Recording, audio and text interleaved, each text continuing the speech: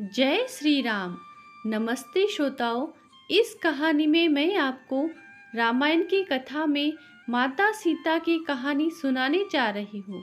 कथा शुरू करने से पहले आप सभी लोग मेरे धन्वी वॉइस चैनल को सब्सक्राइब करें, लाइक करें, शेयर करें, बेल आइकन वाला बटन दबाएं और कमेंट करें ताकि नया वीडियो आप तक पहुँच सके। श्रोताओं, रामायण में कथा है कि देवी सीता धरती से प्रकट हुई थी और अंत में धरती में समा गई। जिस स्थान पर देवी सीता भूमि में समाई थी उस स्थान को लेकर कई तरह की मान्यताएं हैं। एक मान्यता के अनुसार देवी सीता जहां धरती में समाई थी वह स्थान आज नैनीताल में है। इस स्थान का रामायण में बड़ा महत्व है क्योंकि यहीं पर देवी सीता ने अपने जुड़वा पुत्रों लव और कुश को जन्म दिया था। यह स्थान ऐसा है जहां आकर आप हैरान रह जाएंगे क्योंकि घने जंगलों के बीच में जहां जमीन पर कदम रखना भी खतरनाक माना जाता है क्योंकि कभी भी बाघ का हमला हो सकता है और मतवाले हाथी आक्रमण कर सकते हैं। वहां एक खुले मैदान में देवी सीता का मंदिर है। आइए जाने इस मंदिर और स्थान के बारे में रोचक बातें। देवी सीता के जीवन से संबंधित यह स्थान नैनीताल का जिम कॉर्बेट नेशनल पार्क है जो बाघों के लिए संरक्षित क्षेत्र घोषित है। यहाँ कभी महर्षि वाल्मीकि का आश्रम हुआ करता था। भगवान राम द्वारा देवी सीता को अयोध्या से निकाले जाने के बाद लक्ष्मण जी देवी सीता को यही छोड़ आए थे। यहीं पर देवी सीता ऋषि के आश्रम में रही, इसलिए इस स्थान को सीतावनी के नाम से जाना गया। रामायण की कथा के अनुसार जिस समय भगवान राम ने देवी सीता को वनवास का आदेश दिया था उस समय देवी सीता गर्भवती थी।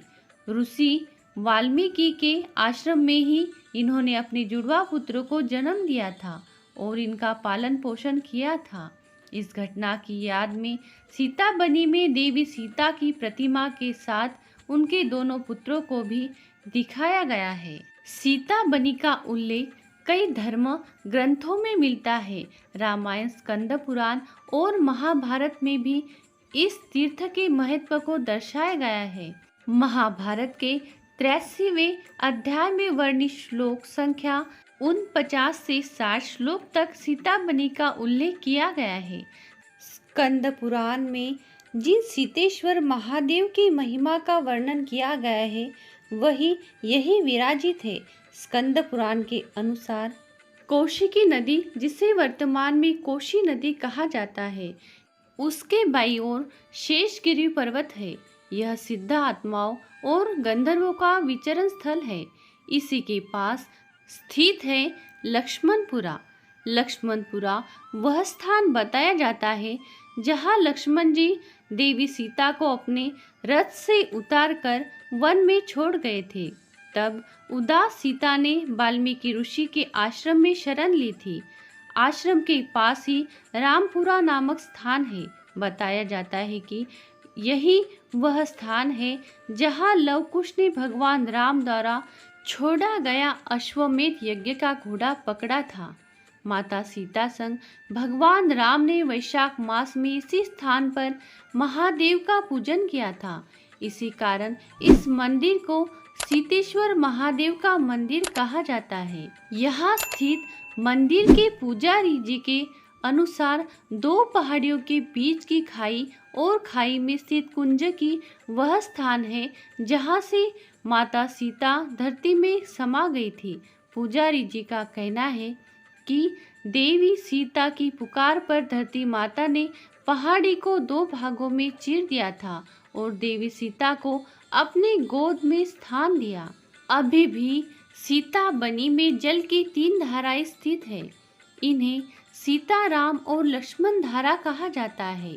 इन धाराओं की विशेषता यह है कि गर्मियों में इनका जल ठंडा और सर्दियों में गर्म रहता है। श्रोताओं, माता सीता ने इन जगह बहुत तकलीफ झेली, उसका प्रमाण आज भी मौजूद है और उन जगह को आज भी हम देख सकते हैं। यह हमारा सौभाग्य है।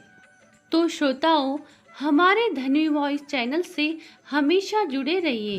चैनल को लाइक करें, सब्सक्राइब करें, शेयर करें, बेल आइकन वाला बटन दबाएं ताकि हमारा नया वीडियो आप तक पहुंच सके। कमेंट में जय सिया राम जरूर लिखें। कहानी अंत तक सुनने के लिए आपका बहुत बहुत धन्यवाद।